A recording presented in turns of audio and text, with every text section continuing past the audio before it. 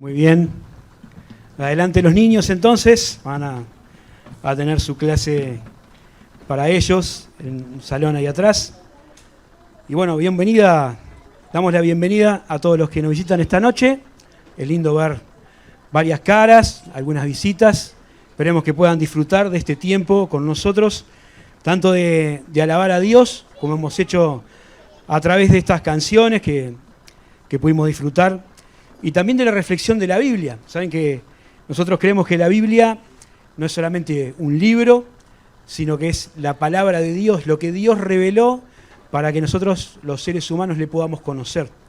Y entendemos que a través de ella nosotros podemos acercarnos a lo que Él quiere para nuestra vida y para también nuestra vida congregacional, como iglesia acá. Este último tiempo acá en la iglesia, en la reunión de estudio de los miércoles, estuvimos tratando el tema de la iglesia y estuvimos aprendiendo algunas cosas muy importantes. Y una de las cosas que nos quedaba claro, espero, es que cuando hablamos de iglesia no estamos pensando tanto en el lugar, en el edificio, aunque a veces se usa de esa manera el término y no está mal, pero la iglesia en el sentido bíblico es el conjunto de los creyentes, de todos aquellos que un día, por medio de la fe en Jesús, confesaron sus pecados y se unieron al Señor Jesucristo. Todos aquellos que podemos llamarnos hermanos porque tenemos el mismo Padre. Y también aprendimos que la iglesia está en la tierra con un propósito que es glorificar a Dios y que es extender el Evangelio. Así que por eso abrimos la puerta de este lugar para compartir el mensaje que nos ha cambiado la vida, que nos ha cambiado la eternidad y que tiene poder, dice la Escritura, para transformar a todo aquel que cree. La iglesia es un pueblo que existe para glorificar a Dios y para bendecir a la humanidad, ¿no? A los que están a nuestro alrededor. Pero para que podamos ser de bendición como iglesia, cada uno de nosotros tiene que ser también de bendición, ¿no? Ser de bendición significa que nuestras acciones y nuestras palabras produzcan en los otros cosas buenas, ¿no? A esto estamos llamados, a generar cosas que ayuden, que beneficien, que motiven, que inspiren a otras personas. Y ese es un desafío que tenemos como grupo, acá en Manga, pero que también tenemos cada uno de nosotros. Y yo quería pensar hoy un poquito en una vida que bendice, ¿no? Una vida que sirve para que otros puedan recibir también aquellas bendiciones que Dios quiere dar. Y la Biblia nos habla de eso, porque dice la Escritura que Dios es bueno. Nosotros tenemos desde la escuela el concepto de que lo bueno es lo que es la mitad de la tabla, ¿no? Por lo menos cuando yo iba a la escuela en el siglo pasado, bueno era una nota media, ¿no? Bueno era ahí, a la mitad. Después tenía que ser muy bueno, muy bueno, sobresaliente o sote, como se le decía, era lo mejor. Pero el concepto bíblico de bueno no tiene esa característica de medio pelo, sino de aquello que Dios hace e incluso de lo que Dios es. La Biblia declara en muchos pasajes que Dios es bueno. Dice en Génesis que lo que Dios hizo era bueno. Y cuando decía que era bueno, no era que decía, bueno, quedó ahí, zafa, sino que era algo perfecto, algo que estaba hecho conforme a la voluntad de Dios. Y muchos pasajes de la Biblia nos hablan de esa bondad de Dios. Un versículo conocido dice: Jehová es bueno, fortaleza en el día de la angustia, y conocen a los que en él confían. O en el Nuevo Testamento que dice: pero cuando se manifestó la bondad de Dios, nuestro Salvador, y su amor para con todos los hombres, nos salvó, no por las obras de justicia que nosotros hubiéramos hecho, sino por su misericordia, ¿no? Entonces la Biblia dice que Dios es bueno, pero que también es la fuente de todo bien. Todo lo agradable, todo lo perfecto, dice Santiago, desciende de lo alto del Padre de las luces. Dios es el dador de todas las cosas buenas. Y nosotros como sus hijos, como imitadores de Dios, tenemos que ser también una fuente de bendición para otros. Estaba pensando en una historia que pueda ilustrar esto. Estuve pensando en la historia de una mujer. Vamos a ir al libro de Ruth. Es un pequeño libro de 4 capítulos que encontramos ahí en el Antiguo Testamento, después del libro de los Jueces y antes de que empiece la historia de los reyes, ¿no? De Samuel. Así que ahí, entre Jueces y Primera Samuel, encontramos el libro de Ruth. Pero no vamos a hablar de la protagonista del libro, sino vamos a pensar en uno de esos que en una película sería un personaje secundario, ¿no? Que es Noemí. Y esa es una señora mayor, que tiene una gran lección o unas grandes lecciones para que podamos aprender de ella. Hace tiempo que me gusta profundizar en la vida de estas personas que son personas corrientes, ¿no? Siempre es como más impresionante ver en la Biblia las historias de esos que son los grandes héroes de la fe, ¿no? Como Moisés, como José, como Abraham, David, ¿no? Todos esos tipos que tenían una importancia, ¿no? Tenían una fuerza física, empuñaban espadas, hacían milagros, impresionaban a todo el mundo, y esos realmente fueron usados por Dios. Pero la Biblia también nos muestra que personas corrientes, sencillas, como podría ser cualquiera de nosotros, también fueron usados por Dios y también fueron de bendición, ¿no? Con sus errores, con sus defectos, con sus idas y venidas, como vamos a ver en este caso, pero fueron de bendición para otros. Así que vamos a mirar en capítulo 1 de Ruth la historia de esta mujer y algunas decisiones que tomó que nos van a ayudar a que nosotros también podamos ser de bendición. Y como me quedan 3 charlas los domingos, de acá hasta fin de año, vamos a hablar de 3 cosas que empiezan con la misma letra, para que se acuerden, ¿no? ¿Vieron como el código QR?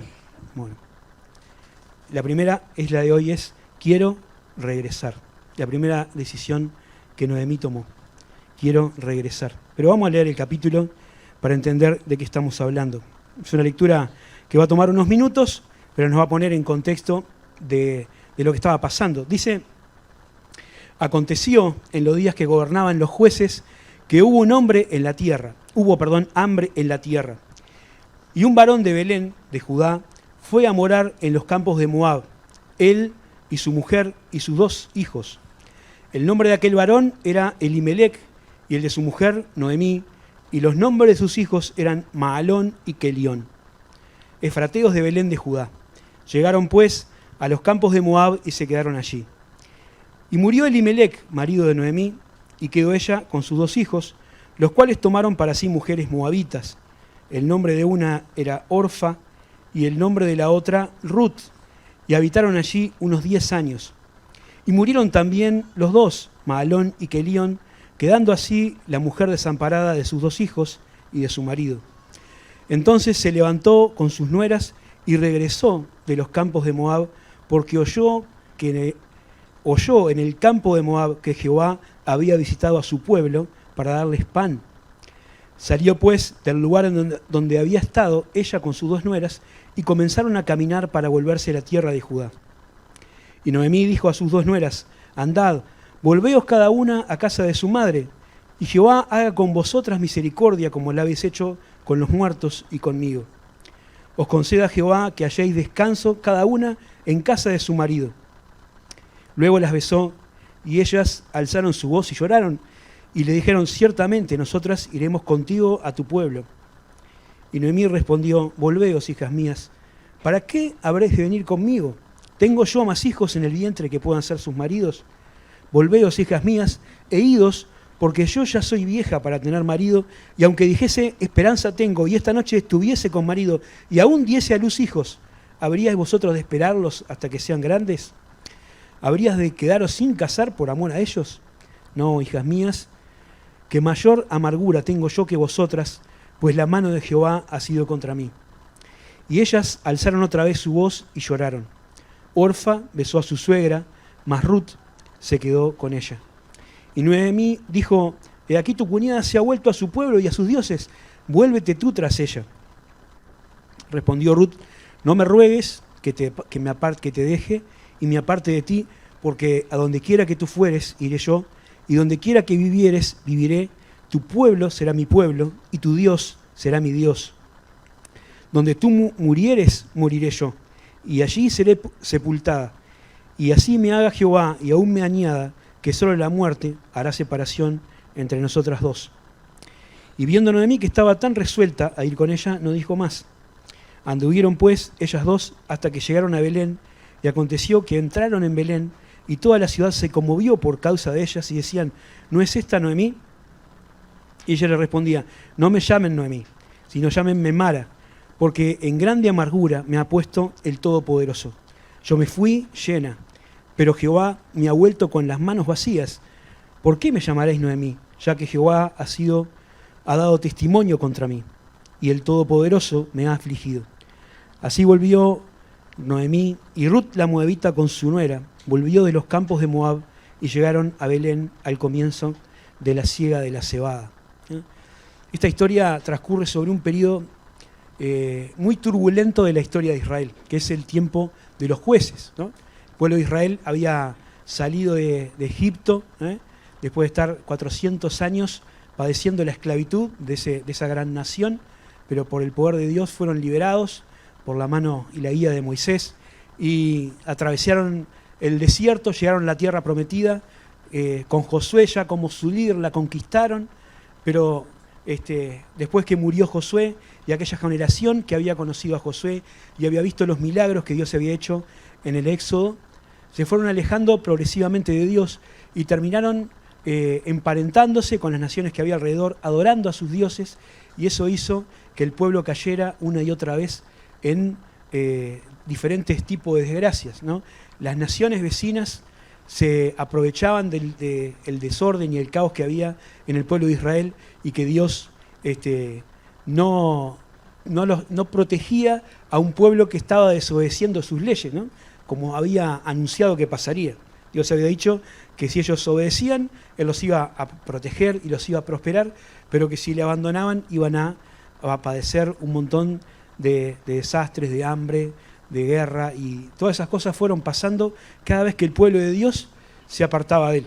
Así que es un periodo triste de la historia que se define, ¿no?, o se describe con una frase que se repite en el libro de los jueces una y otra vez, y dice así, ¿no? En esos días, dice el texto bíblico, no había rey en Israel y cada uno hacía lo que bien le parecía. Y en ese contexto de anarquía, de idolatría, de inmoralidad, ¿no?, había un caos en todos los sentidos.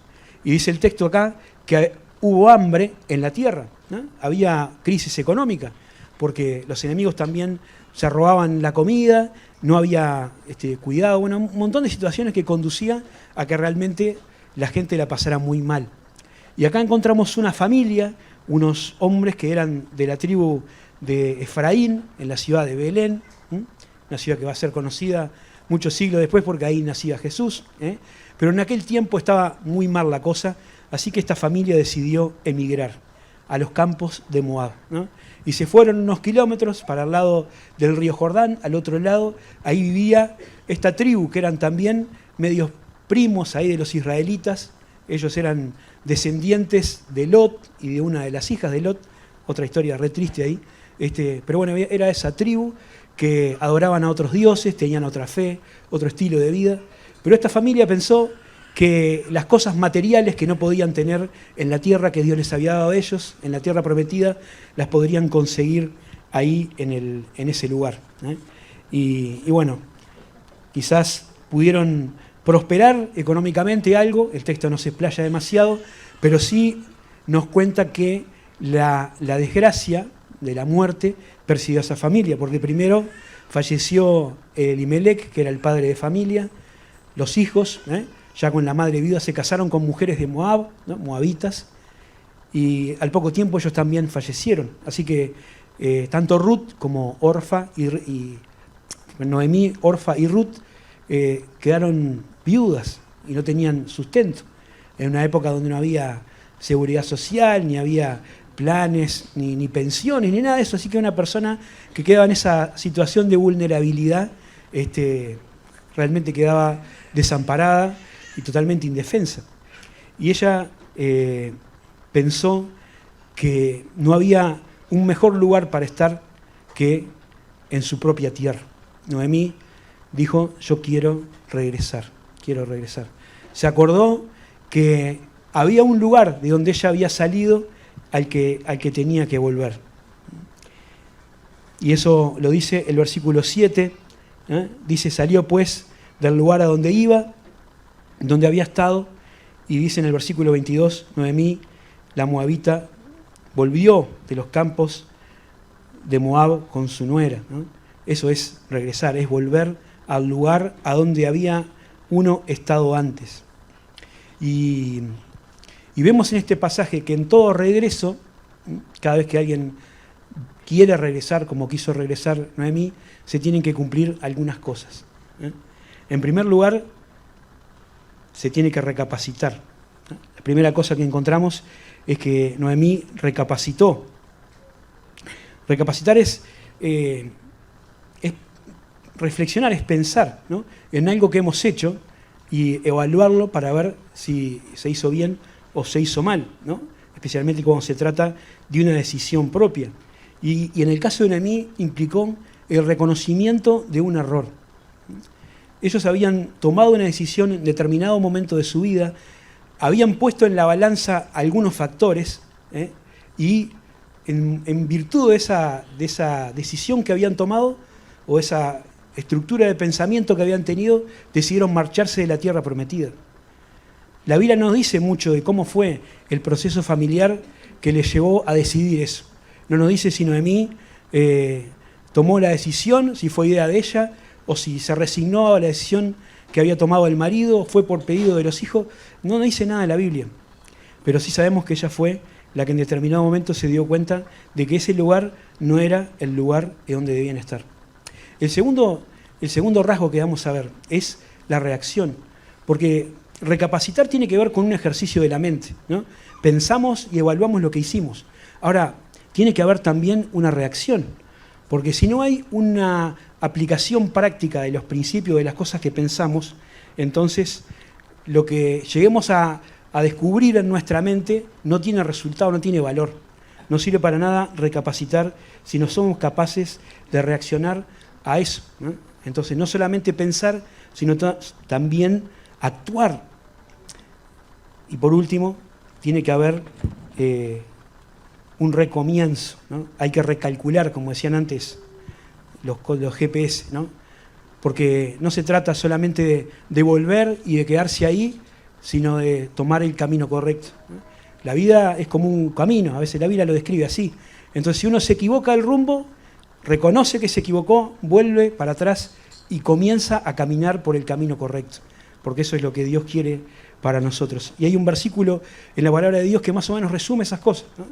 Dice Jeremías, capítulo 3, versículo 16, así ha dicho Jehová, o Dios, paraos en los caminos y mirad y preguntad por las sendas antiguas, cuál sea el buen camino, y andad por él, y hallaréis descanso para vuestras almas. Y ellos dijeron, dice, no andaremos.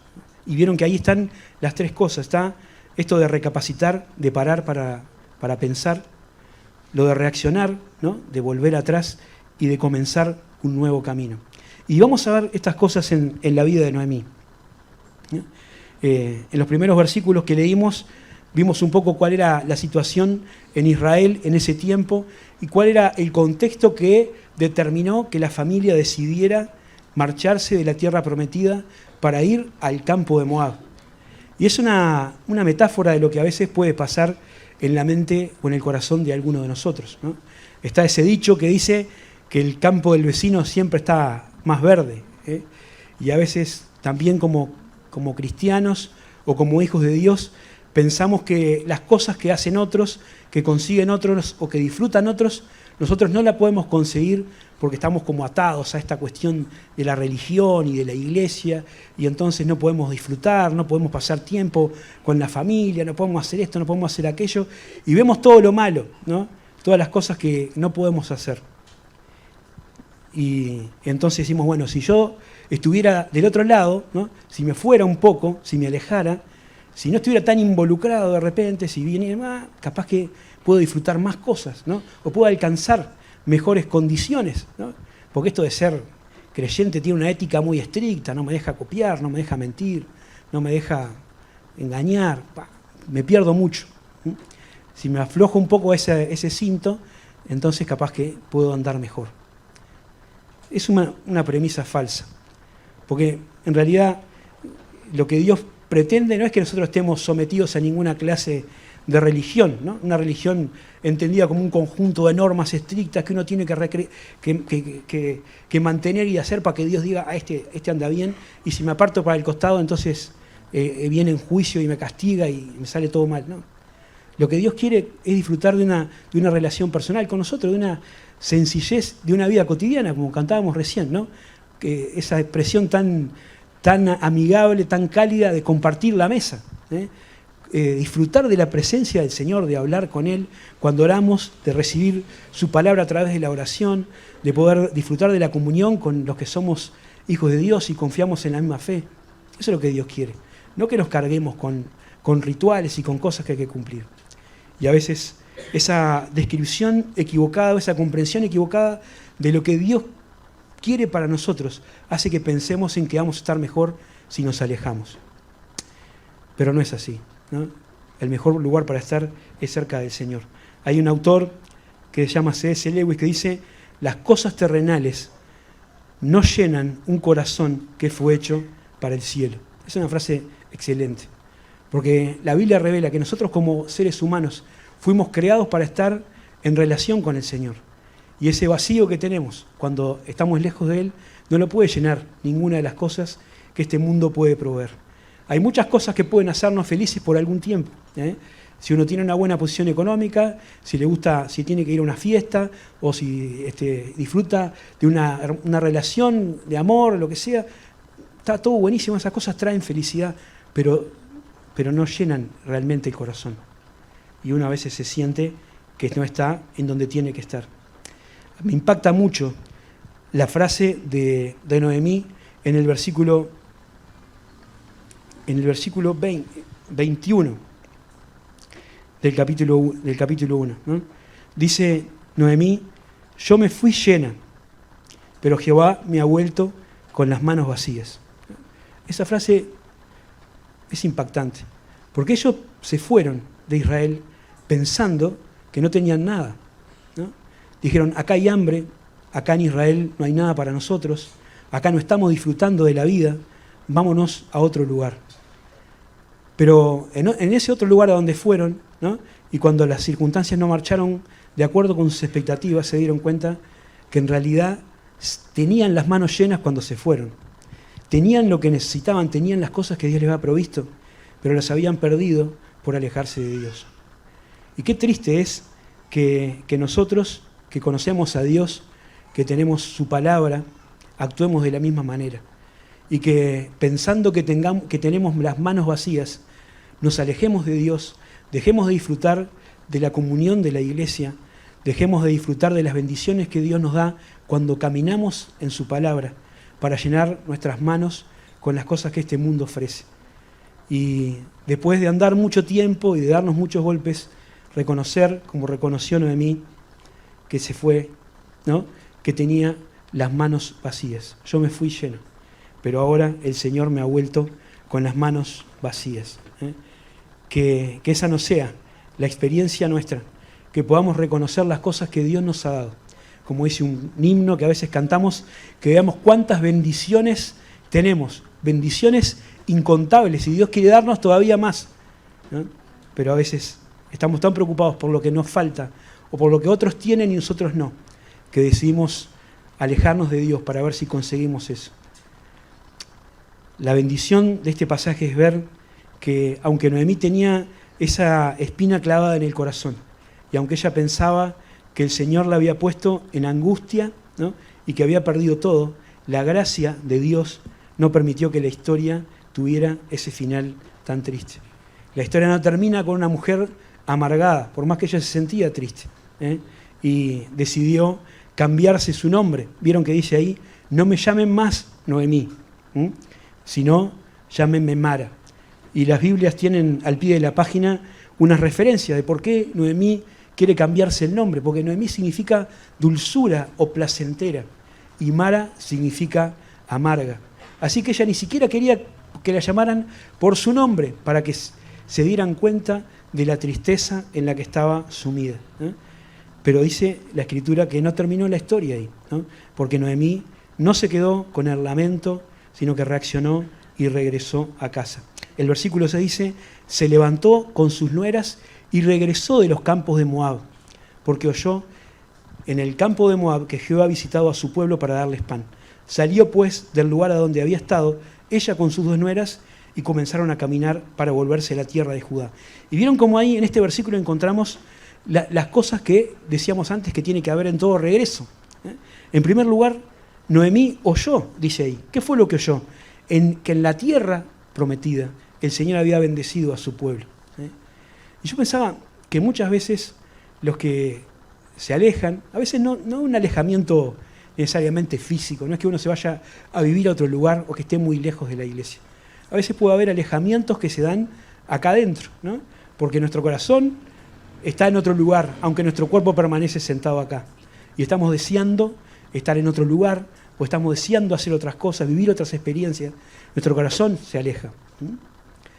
Pero dice la Escritura que Noemí oyó que, estando en los campos de Moab, oyó que Dios había visitado a su pueblo para darles pan. Quiere decir que había abundancia en la tierra de Israel, que estaba en una buena situación. Y qué bueno es escuchar, ¿no? A veces nos cuesta salir solos de una situación en la que estamos alejados de Dios. No es imposible, pero a veces está bueno que podamos escuchar buenos consejos. Consejos de la gente que se preocupa por nosotros, consejos de la gente que nos ama en el Señor, ¿no? Y ella escuchó. No sé quién fue que le dijo, pero ella escuchó que en Israel había cambiado la cosa. Y eso fue un aliciente para volver al hogar. En segundo lugar, dice que Noemí se levantó. Y este concepto de levantarse en la Biblia no quiere decir solamente pararse, no solamente ponerse de pie, sino que levantarse es sinónimo de ponerse en acción. Como decíamos, lo primero es recapacitar, ¿no? Y darse cuenta que uno se equivocó. Lo segundo es reaccionar, ponerse en movimiento. Y ella, cuando se dio cuenta de que en Israel la cosa que había cambiado, que ella estaba en un lugar donde no tenía que estar, decidió levantarse e ir hacia donde tenía que estar. Y la Biblia siempre nos dice la misma cosa, ¿no? Cuando escuchamos la palabra de Dios, cuando Dios nos habla al corazón, entonces tenemos que actuar en consecuencia. Si nosotros escuchamos y no hacemos nada, somos necios, dice la Escritura, ¿no? Porque no tiene sentido eso, saber que tenemos que hacer una cosa y no hacerla. Si oyeres hoy su voz, dice la Escritura, no endurezcas el corazón. Es decir, volvé a tu lugar. Tampoco la detuvo el hecho de tener que dar la cara, ¿no? Dice la Escritura, salió. Y eso implica una determinación, de tomar un camino nuevo, de dejar las malas decisiones atrás y comenzar un nuevo camino. Y no la detuvieron las cosas que tenía en aquel lugar, porque seguramente tenía sus bienes, ¿no? Tendrían una casa, tendrían una chacra, alguna cosa material que habrían reunido en aquellos más de 10 años que habían estado ahí en los campos de Moab, pero eso no lo detuvo, quiso regresar.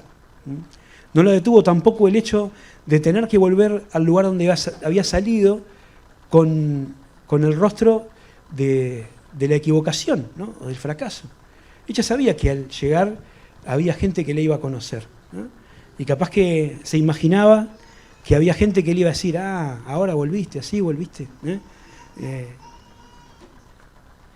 te lo dije.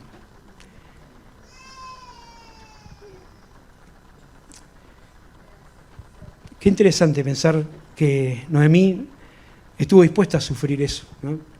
Yo creo que a veces hay quizás personas que no vuelven atrás de sus malas decisiones porque no quieren atravesar esta circunstancia.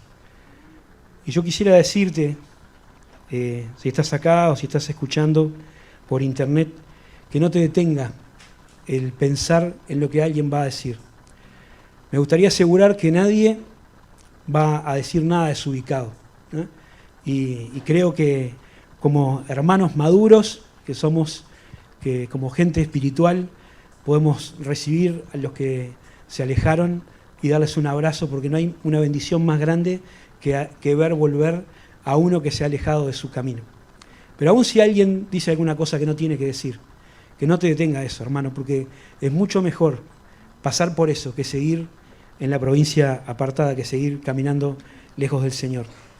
Y acá hay otra cuarta cosa que me interesa mencionar, y es que ellas comenzaron a caminar. Dice el versículo 6 al final, perdón, el versículo 7, comenzaron a caminar para volverse a la tierra de Judá. Y esto es destacable, porque no es solamente una referencia histórica, ¿no? Para volver al lugar donde habías sido, tenés que caminar o recorrer en sentido inverso todo lo que te alejaste. Y no es un proceso o una cosa inmediata, ¿no? Es un proceso, volver atrás. Uno puede tomar la decisión y tiene que empezar a recomponer el camino que anduvo, ¿no? Como hizo Abraham en su tiempo, cuando se fue a un lugar, pues se fue para Egipto a hacer unas cosas ahí, y después dice que tuvo que volver e iba siguiendo sus jornadas en sentido inverso. Así que Noemí estuvo dispuesto a escuchar, ¿no? Estuvo dispuesto a levantarse, estuvo dispuesto a reconocer el error y también a comenzar a caminar para cambiar ese proceso, ¿no? Así volvió Noemí, dice el capítulo del final, y Ruth la moabita con su nuera, y volvió de los campos de Moab, y llegaron a Belén, ¿no? Fue un proceso que tuvo un final. En Belén estaba lo que había quedado de su familia, estaban los compañeros o la gente de su pueblo, sus paisanos, estaban las leyes que protegían a la viuda y al huérfano, pero sobre todo estaba la presencia de un Dios que había prometido sostener a las personas que estaban en su condición. Y es verdad que Dios es omnipotente y que Dios es omnipresente, que está en todos los lugares, pero la Biblia nos enseña que Dios está de manera particular donde está su pueblo reunido, ¿no? Yo puedo decir, me quedo en mi casa, Dios también está en mi casa porque Dios está en todo lugar. Y es cierto, Dios está en todo lugar, pero Dios se manifiesta de manera especial donde su pueblo se reúne.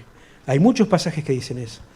Dice el Salmo 133, por ejemplo, mirad cuán bueno y delicioso es los hermanos juntos en armonía. Y termina el Salmo diciendo, ahí envía el Señor bendición y vida eterna, ¿no? Es momento de regresar. Pero por último, Noemí no solamente recapacitó, no solamente reaccionó y se puso en movimiento para volver atrás, sino que también comenzó una nueva vida, recalculó, recomenzó su camino. Y no era fácil para Noemí. Como ella misma decía, era una persona ya de cierta edad, ya no tenía expectativa de formar un nuevo hogar o una nueva familia.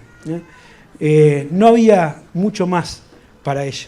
Sin embargo, a pesar de todas esas contras, y a pesar de que se había equivocado y que podía estar sufriendo por los errores que había cometido, Dios decidió que iba a usar a Noemí para bendecir a otras personas y recoger algo de lo que Noemí había sembrado en su vida. Y en este capítulo 1 encontramos un diálogo entre Noemí y sus nueras, las chicas que habían estado casados con sus hijos. Y bueno, sabemos lo que se dice de las suegras, ¿no? Tienen mala reputación a veces las suegras, y hay muchos chistes de suegras, pero esta señora, esta mujer Noemí, tenía algo particular, ¿no? Las dos esposas de sus hijos, cuando ella quiso regresar, empezaron a seguirla, ¿no? Se quisieron ir con ella.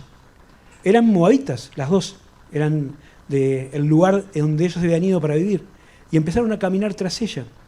Y bueno, en determinado momento Noemí le dice, pero ustedes, ¿para qué me siguen? ¿No? Pensando en ellas más bien, porque dicen, yo ya no puedo tener más hijos, así que no tengo nada que ofrecerles, ¿no? ¿Qué puedo darles? Ya si aunque hoy tuviera marido y tuviera hijos hoy, esta noche, ¿qué van a esperar a que tengan la mayoría de edad para casarse? ¿Y ustedes qué van a hacer? ¿Van a esperar todo ese tiempo? Vuélvanse a su casa, vuelvan con su familia, reconstruyan su vida. Yo no puedo darles más. Y bueno, ahí dice que una que se llamaba Orfa, con mucha tristeza, con dolor, le dio un beso y se volvió. Pero Ruth, que era la otra, le dijo, no me ruegues que te deje y me aparte de ti. Y tiene una declaración de lealtad y de amor impresionante, ¿no? Que es digna de subrayar en la Biblia. Y la pregunta que yo me hago es, ¿por qué Ruth no quiso volverse con Orfa a la casa de su familia. ¿Por qué estaba tan empeñada en seguir a Noemí? Sin duda no era porque tuviera alguna buena posición económica que le pudiera dar una vida cómoda económicamente, que le pudiera dar alguna parte de la herencia o quedarse con algo cuando la suegra se muriera. No era de una familia de alta alcurnia, no había nada de eso. ¿Por qué Ruth quería seguir a Noemí?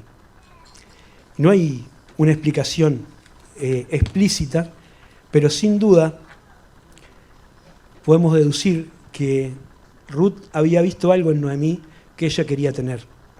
Había algo en el carácter de Noemí que había impactado el corazón de Ruth, a tal punto que ella dice: yo no quiero volver a mis dioses. ¿Vieron que le dice? Noemí le dice: bueno, vuelvan a su casa y vuelvan a sus dioses. Y ella dice: yo no quiero volver a mis dioses, yo quiero el Dios que vos tenés. Donde vos vayas, yo voy a ir. Donde te viva, yo voy a vivir. Y donde te mueras, me voy a morir, porque yo quiero, quiero el Dios que vos tenés. Quiero vivir de esa manera. Y qué impresionante pensar, ¿no? Que a pesar de que esta señora había desperdiciado mucho tiempo de su vida viviendo lejos de los caminos de Dios, en una tierra que no era la tierra de ella, a pesar de todo eso que no estaba del todo bien o que estaba mal, ella mantenía una relación con Dios.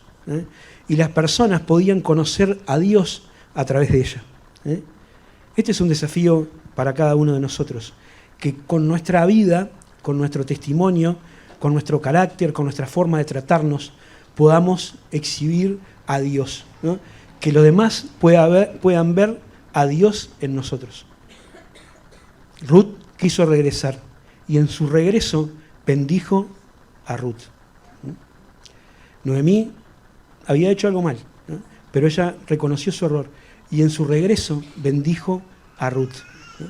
Y Ruth, vamos a verlo más adelante, si Dios quiere, volvió y también comenzó una nueva vida, y el Señor le concedió ser bisabuela del rey David, y como consecuencia también parte de la línea genealógica de la que vendría el Señor nuestro Salvador. Así que qué bendición, ¿no? Una mujer sencilla, común y corriente, no era una heroína, no era una persona que se destaque por grandes cosas, pero tenía una vida que bendijo a otros. Bendijo a esta mujer, que era una mujer pagana, que tenía otros dioses, pero que quedó impactada por el testimonio de Noemí, a tal punto que decidió dejar atrás todo lo que había creído, todo lo que había vivido, su tierra y su familia, para vivir con aquella mujer que le había impactado tanto, ¿no? Noemí, sin duda, era una mujer que bendijo a otros. Esta historia nos sirve para pensar en nuestras propias decisiones personales o familiares, porque a veces, como la familia de Elimelec, podemos estar encaminándonos a un lugar donde Dios no quiere que estemos, ¿no? Podemos estar poniendo en primer plano algunas cosas que son importantes, pero que no son de trascendencia eterna. Y podemos estar dedicando mucho más esfuerzo y mucho más tiempo y mucho más empeño a cosas que van a quedar acá. No es que sea ilícito, pero a veces nos estamos alejando del camino que Dios quiere que nosotros tengamos. Y si estás en esta situación, ¿no? Y te das cuenta que vas avanzando, pero que es como la rueda del ¿cómo es? El hámster, el bichito de esos, ¿no? Que estás siempre en el mismo lugar, porque siempre estás anhelando más. Es tiempo de regresar de esas malas decisiones que te están alejando de Dios. Si estás viviendo en una vida lejos de los caminos de Dios, sos un hijo de Dios, pero no estás viviendo como un hijo de Dios, ¿no? Estás lejos. Bueno, es tiempo de regresar, ¿no? De reconocer que estás andando mal, que te está trayendo consecuencias que amargan tu vida y que puedas volver a casa a disfrutar de lo que Dios quiere. Capaz que tenés que regresar de alguna relación rota. Hay otra historia interesante de un regreso que es el de Jacob, ¿no? el hijo de Ismael, perdón, el hijo de Isaac. Gracias. Él y su hermano tenían una lucha ahí por una herencia, Y bueno, este Jacob engañó a su padre cuando ya estaba viejo y medio ciego, traicionó a su hermano para robarle la bendición de la primogenitura, una historia lamentable, que generó que Jacob tuviera que irse a otro lugar para que su hermano no lo matara, pero no lo matara como esas peleas ¿no? que nos pegamos y decíamos te voy a matar, no, que no lo matara literalmente. Y bueno, se perdió un montón de cosas en la vida de Jacob en cuanto a su familia, por tomar decisiones equivocadas, por traicionar, por ofender, por lastimar a otros. Pero hay un capítulo en Génesis 32 que nos cuenta que un día Jacob regresó, ¿no? Y regresó y se reconcilió con su hermano. Y eso capaz que puede pasar también, que haya personas que están alejadas de otros hermanos, que hay una tensión sin resolver, alguna herida por alguna ofensa, por alguna palabra, por algo que no se dijo, por una deuda que quedó ahí colgada, quién sabe. Pero qué bueno es darnos cuenta de que es tiempo de regresar. Y capaz que tenés que regresar de tu enemistad con Dios. Hay una historia en la Biblia también muy conocida, que es la parábola del hijo pródigo. Se conoce así, la parábola del hijo pródigo. Y también es la historia de alguien que se va de su casa. De un chico que quería vivir su vida como se le antojara.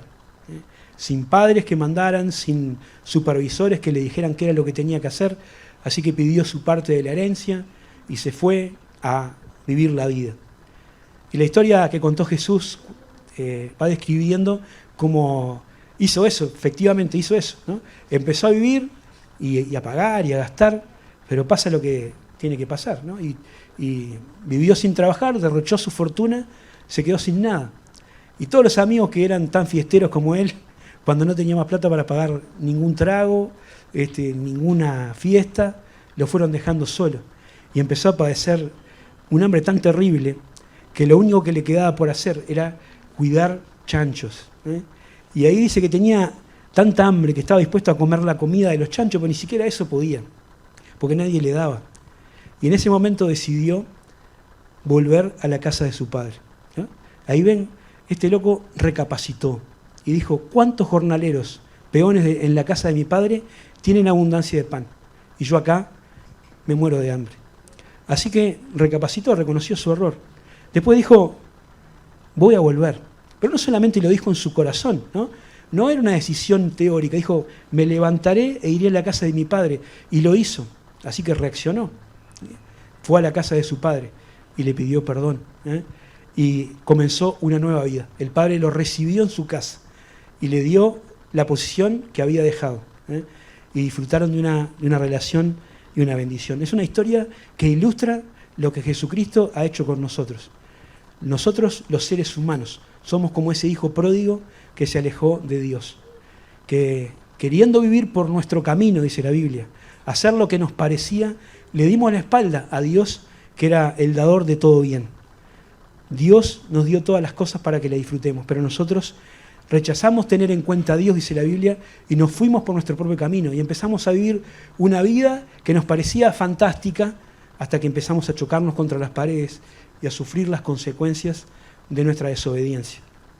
Y a veces no lo queremos reconocer y decimos, bueno, no, pero yo estoy bien, yo tengo todavía esto, tengo lo otro, a mí no me va tan mal, yo disfruto los fines de semana, pero internamente, como decía C.S. Lewis, hay un corazón que está insatisfecho. Y qué bendición que hoy sea el momento en que puedas reconocer, como el hijo pródigo, que necesitas volver a la casa del Padre, ¿no? Él decía, ¿cuántos jornaleros en la casa de mi Padre tienen abundancia de pan? Y yo, que soy el hijo, estoy acá muriéndome de hambre. Es necesario que reconozcas tu vida de alejamiento de Dios, de vivir en el pecado, de lo que la Biblia dice que es ofender a Dios, desobedecerle, andar en un camino distinto y venir al Señor. La Biblia dice que Jesucristo, el Hijo de Dios, vino a este mundo, nació en esta tierra, llegó a la cruz, derramó su sangre, derramó su vida para que nosotros pudiéramos ser salvos, para que pudiéramos encontrar salvación, paz y vida eterna. Y dice con total sencillez que el que cree en Jesús El que reconoce su estado de enemistad con Dios, le pide perdón por sus pecados, Dios le recibe y le da un nuevo comienzo, ¿no? Recalcula su vida y puede empezar a andar por un camino nuevo. Dice un versículo que tenía anotado acá, ya leímos esto: paraos en los caminos y preguntad por las sendas antiguas, por cuál es el camino correcto, y andad por él, y hallaréis descanso para vuestra alma. Que el Señor te bendiga. Buenas noches.